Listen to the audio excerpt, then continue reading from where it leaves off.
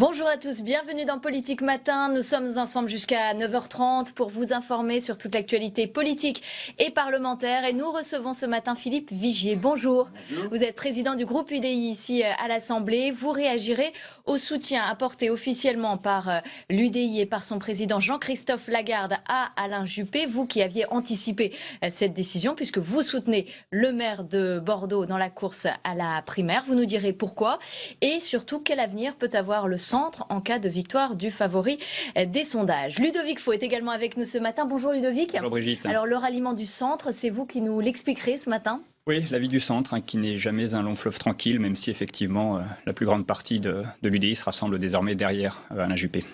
Avant cela, bien sûr, comme tous les jours, la revue de presse, celle d'Ahmed Tazir. Bonjour Ahmed. Bonjour Brigitte. Que retenez-vous des quotidiens ce matin? On parle bien sûr du premier round qui est arrivé, le débat de la primaire de la droite et du centre ce soir, 21h. 21h sur TF1. À 9h, ce sera l'invité de la matinale, Geoffroy Didier, conseiller régional d'Île-de-France, candidat malheureux à la primaire de la droite et du centre. Il nous dira s'il a fait son choix pour un candidat à quelques heures du premier débat. Quels bénéfices, quelles conséquences tire-t-il de sa candidature avortée à la primaire? Quel rôle veut-il jouer dans la campagne présidentielle? Reconnaît-il des erreurs sous le quinquennat de Nicolas Sarkozy, comme la suppression de 9000 postes de policiers? Faut-il aujourd'hui augmenter les effectifs? Nous lui poserons toutes ces questions.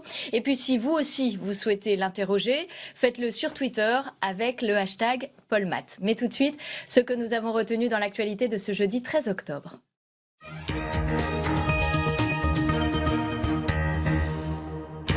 Le premier débat de la primaire de la droite et du centre a lieu ce soir. Les 7 candidats, une femme, 6 hommes, vont tenter de se démarquer sur leur programme dans un temps imparti. 1 minute par réponse et peu de place au dialogue. Thème retenu, l'économie et le régalien. Si Alain Juppé et Nicolas Sarkozy se sont accordés quelques plages de détente, Bruno Le Maire s'est entraîné dans les conditions du direct. Arnaud Montebourg à Florange, l'ancien ministre du redressement productif qui voulait nationaliser les hauts fourneaux, retourne sur le site d'ArcelorMittal. Une visite froidement accueillie par les syndicats qui lui reprochent d'être resté au gouvernement une année après la fermeture partielle de l'usine. Une trahison pour Force ouvrière. À l'Assemblée, place aux propositions de loi des Républicains. 3 textes seront débattus dans l'hémicycle sur l'apprentissage de l'usage du défibrillateur cardiaque par les élèves, la lutte contre le terrorisme ou contre la prédication subversive, le prêche de paroles ou d'écrits contraires aux principes de la République. Une idée défendue par Nathalie Kosciusko-Morizet mais qui a peu de chance de passer après son rejet en commission. À cette occasion, LCP vous propose le témoignage exceptionnel de Laura, une djihadiste repentie recueillie par Maïté Frémont. Il est à présent 8h33, c'est la revue de presse. À la une des quotidiens à droite, 7 candidats pour un débat.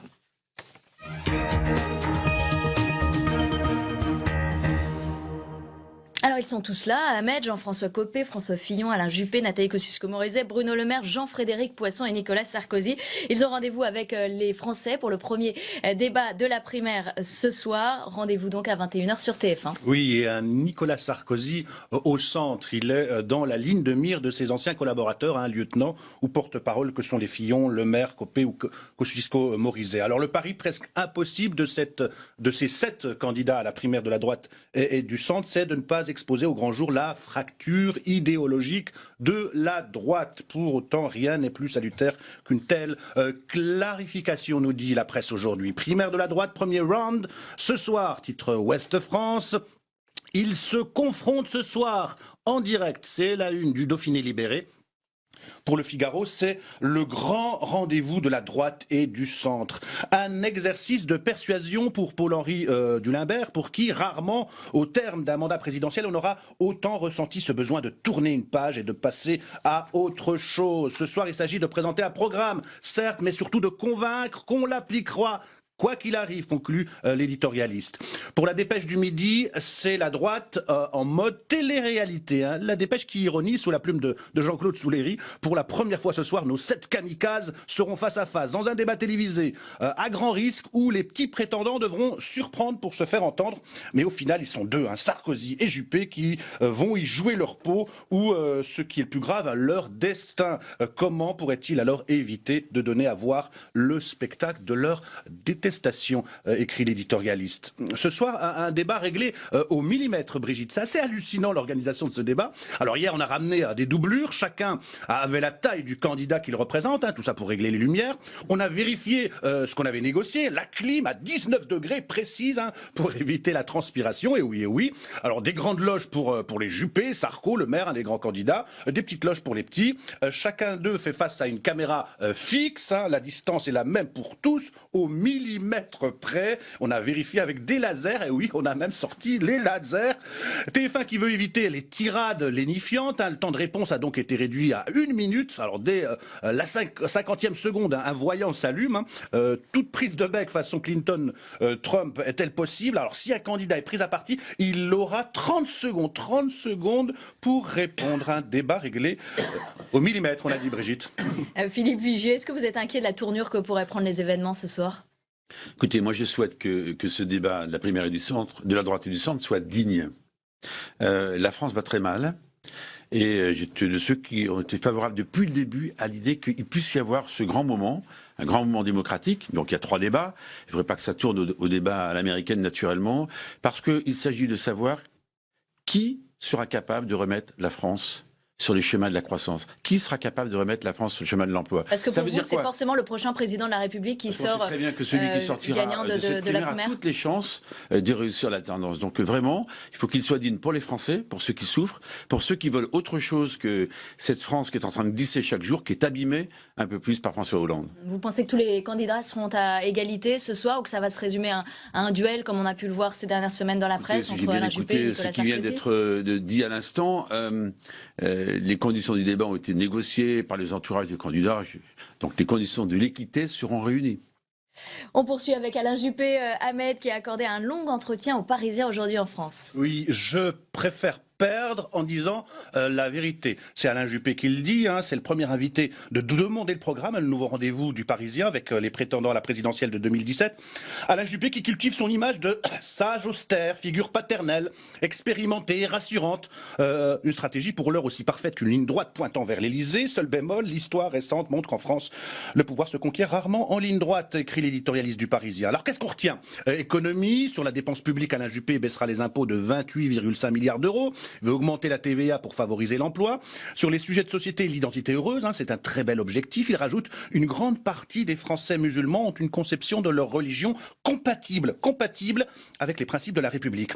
Et puis il y a le soutien des centristes. Avantage Juppé et balle au centre dans le match des primaires. Le favori des sondages fait un carton plein chez les centristes. Pas certain que Nicolas Sarkozy goûtera leur soutien au maire de Bordeaux pour combattre le populisme en défendant la République. Après sa semaine noire, Nicolas Sarkozy récolte les fruits amers de son mépris pour ces élus modérés dont les poils se hérissent lorsqu'ils braconnent sur les terres extrémistes de l'intolérance où l'on croise les boucs émissaires fétiches de Marine Le Pen, écrivent les éditorialistes aujourd'hui. Alors sur sa campagne, Alain Juppé raconte: quand je serai en campagne pour la présidentielle, je commencerai à travailler avec les futurs ministres pour qu'ils n'arrivent pas la fleur au fusil comme c'est trop souvent le cas. Voilà, Philippe Vigier, vous êtes prévenu, si Alain Juppé vous parle pas pendant la campagne, vous ne serez pas ministre. L'important, je viens de le lire à l'instant, c'est de réussir l'alternance. En revanche, sur la méthode, vous voyez, de préparer en amont des textes, de savoir ce qu'on va faire et le dire aux Français. Ça, c'est le bon chemin. C'est d'ailleurs une des raisons pour lesquelles je soutiens Alain Juppé. Mais il faudrait des centristes dans un prochain gouvernement d'Alain Juppé. Si on veut réussir, me semble-t-il, ce redressement attendu de la France, il faut une majorité équilibrée de la droite et du centre, avec un accord de gouvernement, un accord législatif et un accord programmatique. Et ça, j'insiste là-dessus. Ça peut aller jusqu'au poste de Premier ministre? On n'est pas en train de... C'est indécent de répartir les responsabilités maintenant. D'abord un projet, aller convaincre les Français, pour l'équilibre d'un prochain gouvernement. Il faudra trouver les conditions de l'équilibre. Mais on n'est pas là en train de faire du dosage. L'important, c'est justement quel chantier on va conduire, comment on le fait. Alors on passe au long entretien à l'Obs. Le président de la République solde ses comptes avec la gauche. Colin la droite exprime des regrets sur l'épisode de la déchéance de nationalité. Il se dit prêt à l'inventaire sur ses engagements. Ça fait réagir la presse quotidienne aujourd'hui. Oui, d'abord Libération aujourd'hui. Pourquoi François Hollande ira, il ira, comprenez, à la présidentielle, ira, sauf si plusieurs dossiers épineux, des challengers remontés, les défis ne manquent pas pour le président en vue d'une candidature à la primaire.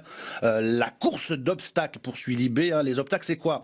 La menace Juppé, dans la primaire de la droite, si c'est lui qui passe. Notre-Dame-des-Landes, un chantier à reporter. La crise des migrants, la jungle, le dossier à évacuer. L'inversion de la courbe du chômage. Dans cette phase d'attente, l'objectif consiste à récuser le procès en trahison ouvert dans la partie gauche de l'électorat. 2017, une envie ne fait pas une stratégie. C'est l'édito de Cécile Cornudet dans Les Échos, pour qui François Hollande aime tellement les journalistes qu'il les soumet, certes, par un hasard du calendrier, à une expérience inédite. Lire en même temps l'interview qu'il donne à l'Obs et le récit de 5 ans d'entretien publié chez Stock ne ressemble à rien de connu. On a ainsi sous les yeux comme juxtaposé l'ébauche de sa stratégie pour 2017, un interview, et les chemins qu'il lui a fallu pour y parvenir. Le livre, la com d'un côté, ses dessous de l'autre. Satiété du spectacle, c'est l'édito de Maud Vergnol dans l'Humanité qui ironise sur les révélations du livre des journalistes du Monde. Un président ne devrait pas dire ça. Où l'on apprend entre autres que le chef de l'État serait finalement hostile à la date d'échéance de la nationalité, que le CPE de Dominique de Villepin n'était pas une si mauvaise idée que cela, que, eh oui ma bonne dame, les pauvres n'ont pas les moyens de se faire soigner la bouche. Alors où est le mal à les appeler les sans-dents? Bref, un nouveau jackpot pour Marine Le Pen et sont tous pourris, conclut l'éditorialiste. Brigitte. Une réaction peut-être à ce livre. Un président devrait-il dire ça? C'est scandaleux. Moi, je suis abasourdi par ce que je viens d'entendre. Vous savez, ce président de la République qui donnait des leçons, moi, président. On en est où? La France, vous le voyez très bien, il est dans une situation économique et sociale dramatique. Et en plus, il n'aime pas les gens. C'est le père de la nation. Comment il parle de ceux qui ont des difficultés, par exemple, pour se soigner? Comment il parle des joueurs de football alors qu'il... Rappelez-vous, il voulait dîner avec eux tout seul pour participer à leur concentration. Comment il parle des juges, de l'institution judiciaire? Il met la présidence de la République à terre. Ce qu'il fait est un scandale. On se souvient des déclarations de Nicolas Sarkozy sur les petits pois pour désigner les juges. Oui, mais lui qui s'était érigé en donneur de leçons, moi président, je n'interviendrai dans rien, je ne recevrai pas les députés, je n'interviendrai pas dans le cours de la justice, je ne nommerai pas les grands présidents de chaînes, par exemple, de télévision ou de grandes entreprises. Vous voyez où il en est. Aucune conviction. Il y a une chose que je ne pardonne pas en particulier, c'est l'affaire de la déchéance de nationalité. Parce que lorsqu'on l'a rencontré, il nous a dit « j'irai jusqu'au bout de cette réforme ». Et je rappelle que le groupe que j'ai l'honneur de présider était prêt à le soutenir sur ce chemin-là. Donc dans la vie politique... Il a essayé d'aller au bout, il n'avait pas de majorité, non? Mais quand on a des convictions, on va au bout de ses convictions. On ne fait pas ce qu'il a fait. Abaisser la fonction présidentielle, abaisser l'image de la France en Europe et dans le monde, ça sera le résultat de 5 ans de François Hollande. Un peu d'humour pour terminer et le dessin du jour, Ahmed. Oui, Brigitte, vous savez, Samsung a pris la dure décision de mettre un terme aux ventes de son téléphone, le Galaxy 7, la raison, le téléphone explose. Les problèmes de batterie peut-être, il prend feu. Ça inspire Jules dans l'Humanité. Valérie Trierweiler a conservé, vous le savez, les SMS de Hollande. Elle a carrément balancé des textos de François Hollande où il parle descendant. Ça prend feu. François, j'aurais dû lui offrir un Samsung Galaxy. Voilà, la rancune se calculera à partir d'aujourd'hui sur une échelle allant de 1 à Valérie Trierweiler. C'était Jules donc dans l'Humanité. Merci Ahmed pour cette revue de presse. On poursuit donc avec le premier débat de la primaire qui a lieu ce soir. Les 7 candidats auront 1 minute pour répondre aux questions des journalistes. Un format qui laisse peu de place à la discussion mais qui devrait permettre à chacun de mettre l'accent sur les points forts de son programme. Nathalie Guilloire. 7 candidats sur la ligne de départ, mais une seule place à l'arrivée pour représenter la droite et le centre pour l'élection présidentielle en 2017. Le favori de ce débat, Alain Juppé, le maire de Bordeaux, est régulièrement en tête des sondages. Il a su convaincre sur la thématique de l'identité heureuse. Je porte une idée, qui est un peu plus qu'une idée, je dirais un idéal. C'est celui de l'identité heureuse. Je veux redonner aux Français une espérance, et c'est cela le message de ma campagne. L'identité, un sujet incontournable pour Nicolas Sarkozy. Dans ses meetings, il défend l'assimilation contre l'intégration et crée la polémique avec des propos controversés sur l'origine des Français. Nos ancêtres étaient les Gaulois. Ils étaient les rois de France. Ils étaient les Lumières, Napoléon et tous les grands républicains. Au-delà du duel annoncé entre Nicolas Sarkozy et Alain Juppé, François Fillon et Bruno Le Maire se disputent la 3e place des intentions de vote. L'ancien Premier ministre et le candidat du Renouveau espèrent créer la surprise et être présent au second tour. Ce duel il ne créera que des déceptions pour les Français. Autre candidat qualifié mais distancé dans les sondages, Jean-François Copé, avec moins de 2% des intentions de vote. Ou encore Nathalie Kosciusko-Morizet, la seule femme de la compétition qui tente de se démarquer avec la légalisation du cannabis ou l'impôt à taux unique pour tous. Dernier sur la liste est qualifié sans parrainage, Jean-Frédéric Poisson. Il représente le Parti démocrate chrétien. Après ce soir, 2 autres débats sont déjà prévus le 3 et le 17 novembre pour départager des candidats, avant le premier tour de la primaire fixé le 20 novembre. Et c'est Alain Juppé qui est le candidat préféré des centristes. Après des ralliements en ordre dispersé aux différents prétendants à l'investiture de la droite et du centre, 600 élus de l'UDI signent une tribune dans le journal Le Monde pour annoncer leur soutien au maire de Bordeaux. Alors après une longue période d'incertitude et d'hésitation sur la stratégie à adopter, le président de l'UDI, Jean-Christophe Lagarde, tente de montrer que son parti est largement rassemblé pour soutenir Alain Juppé. C'est ce qu'il faut retenir, Ludovic. Oui, participer ou pas à la primaire, soutenir ou pas un candidat. Dans un premier temps, l'UDI avait décidé de ne pas se mêler de la primaire. À la fin de l'été, on se souvient que Jean-Christophe Lagarde avait même tendu la main à Emmanuel Macron. Finalement, retour à une stratégie plus classique. Jean-Christophe Lagarde, vous l'avez dit, a décidé de peser dans la primaire en montrant que ses troupes soutiennent très largement le candidat le plus centro-compatible, Alain Juppé. Écoutez-le ce matin sur RTL. Ce soutien, il l'explique notamment par la volonté d'éviter un éventuel match retour entre Nicolas Sarkozy et François Hollande. En 2012, il y avait Nicolas Sarkozy ou François Hollande. Quand on voit ce que François Hollande a fait de son mandat, a fait de la France, je pense que Nicolas Sarkozy eût été moins pire. Mais aujourd'hui, le jeu s'est rouvert. D'abord, je crois que les Français ne veulent pas du match retour de 2012. Reprendre en 2017 les mêmes acteurs qui ont déjà échoué en 2012 serait une catastrophe pour la démocratie française. La démocratie, c'est que on essaye un candidat, un président, et puis si ça marche pas, on en change. Alors avec plus de 600 élus UDI, donc 46 députés et sénateurs, Alain Juppé fait clairement la course en tête chez les centristes, d'autant qu'hier, on l'a dit, le maire de Bordeaux a aussi reçu le soutien du Parti radical valoisien. Son président, Laurent Hénart, estime qu'Alain Juppé est le meilleur candidat pour battre la gauche, tout en respectant les valeurs du centre. On sent bien en creux que c'est Nicolas Sarkozy qui est visé. Sa façon de combattre l'extrême droite convient aux radicaux. Nous pensons qu'on combat l'extrême droite avec la République, et non pas dans une surenchère à droite ou dans une reprise des thèmes du Front National. Ludovic, ces ralliements à Alain Juppé sont-ils logiques ? Oui, parce que sur le fond, Alain Juppé est le candidat qui est le plus proche des idées du centre. Et tous les sondages, d'ailleurs, montrent que les électeurs du centre qui voteront à la primaire choisiront très largement le maire de Bordeaux, qui réussit l'exploit de réunir toutes les sensibilités de la famille centriste, du MoDem de François Bayrou à l'UDI de Jean-Christophe Lagarde, même si quelques personnalités ont tout de même fait un autre choix, comme Maurice Leroy, qui soutient Nicolas Sarkozy, ou Hervé Morin, qui lui a choisi Bruno Le Maire. Alors quel avenir pour le centre, puisqu'il n'y a pas de candidat à la présidentielle ? Alors, tout dépend de ce qui va se passer à la primaire. En cas de victoire de Nicolas Sarkozy, François Bayrou sera candidat à la présidentielle. Il faudra alors voir quelle sera la stratégie de l'UDI. En revanche, si Alain Juppé l'emporte, l'objectif des centristes sera d'obtenir un accord électoral et programmatique en vue des élections législatives. François Bayrou espère pouvoir former un groupe à l'Assemblée nationale et Jean-Christophe Lagarde espère bien voir grossir le groupe de l'UDI. Alors, Philippe Vigier, on sait bien que la vie du centre n'est jamais un long fleuve tranquille. En cas de victoire d'Alain Juppé, est-ce que vous espérez un rassemblement de la famille centriste dans un parti, dans un groupe? Est-ce que c'est envisageable? D'abord, je suis heureux que maintenant beaucoup d'élus UDI soutiennent Alain Juppé. Vous savez que depuis une dizaine de jours, j'ai annoncé mon soutien pour Alain Juppé. Parce que vous avez rappelé ces étapes. On participe pas à la primaire, on regarde ce qui se passe, on discute avec Macron. Très bien. Dans la vie politique, il faut avoir un cap et une vision. Et moi, j'estimais qu'il fallait peser dès maintenant, et je suis donc très heureux qu'il y ait plus de 600 élus qui rejoignent cette vision-là et que nous soyons toujours plus nombreux pour peser demain dans la candidature d'Alain Juppé. Premier élément.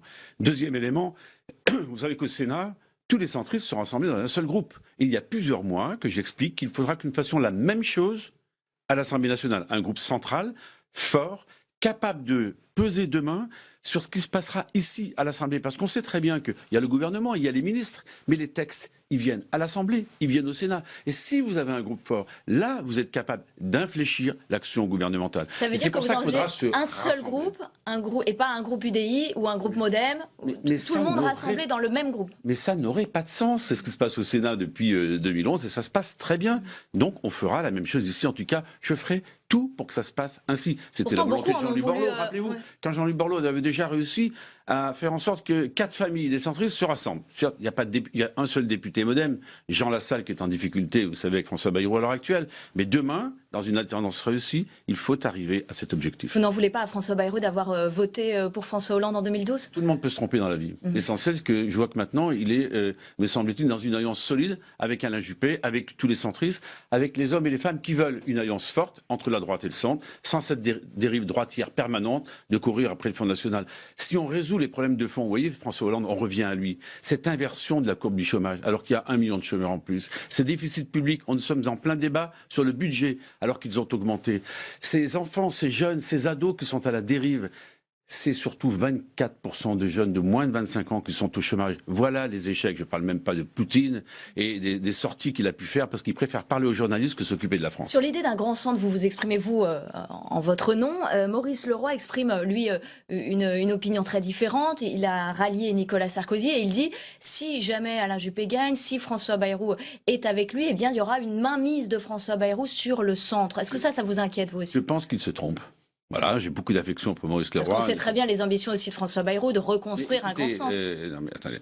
D'abord, laissez cette primaire s'organiser. En tout cas, moi je voulais dire, je ne suis pas pour une primaire à la carte.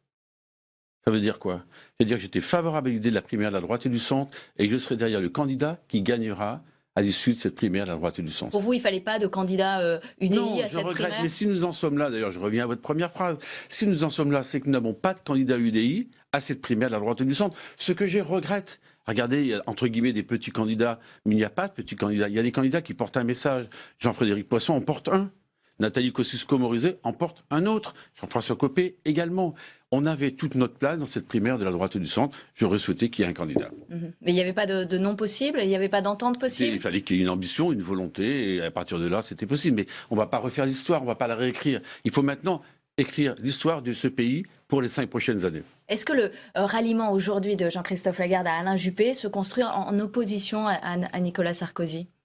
Non, mais on sait très bien que la dérive droitière de Nicolas Sarkozy par moment est quand même difficilement acceptable pour les centristes que nous sommes. Pour autant, il faut aussi parler des problèmes de sécurité. Je rappelle que l'IDI à l'Assemblée nationale a été, je crois, solide lorsqu'il y a eu les attentats. On a voté toutes les lois d'urgence. On a même voulu améliorer le contrôle par le Parlement de cet état d'urgence. Nous avons annoncé des dispositions fortes pour faire en sorte que ceux qui vont faire le djihad ne puissent plus rentrer sur le territoire français. Vous savez, les centristes sont des hommes et des femmes qui sont attachés aussi à la sécurité. Bon, c'est très simple. Nous sommes maintenant très massivement derrière Alain Juppé et vraiment, on va tout faire, on va se bagarrer pour qu'il sorte gagnant de cette primaire. On va quand même faire un peu de politique fiction puisque Chantal Joanneau a dit que s'il n'y avait pas de victoire d'Alain Juppé à cette primaire, eh bien, il y avait la possibilité d'un candidat centriste à la présidentielle. Est-ce que vous l'envisagez? Non. Non. Mais non, mais il fallait rentrer. Écoutez, on ne peut pas être une fois de plus dans une primaire à la carte. Donc vous vous rangerez derrière Nicolas Sarkozy? Mais moi, je ne rangerai pas. J'ai déjà été très clair dans l'interview que j'ai donnée à un de vos confrères.